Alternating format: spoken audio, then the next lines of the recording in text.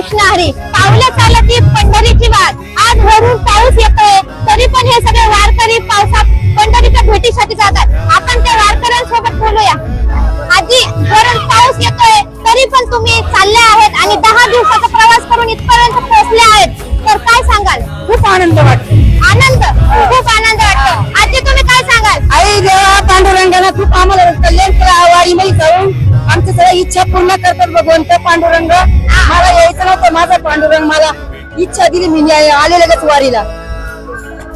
मावशी, शेतीचे पण काम चालू आहे, तुम्ही घर परिवार सगळं सोडून वारीमध्ये सहभागी झाला।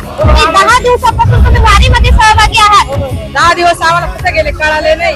1 महिन्यापासून आम्ही वारीची तयारी करीत वारीला जायचं, ते काम आवरायचं वारीला जायचं। आणि 10 दिवसापासून तुम्ही पायी चालत आला आहात वारीमध्ये, काय दुखतात का नाही तुमचे? दुखती, अजिबात नाही, थकवा नाही, काहीच नाही आम्हाला, एकदम फ्रेश वाटत। जमलं संध्याकाळी थोडं सकाळची आंघोळ झाली का लगेच फ्रेश होऊन जातो आम्ही।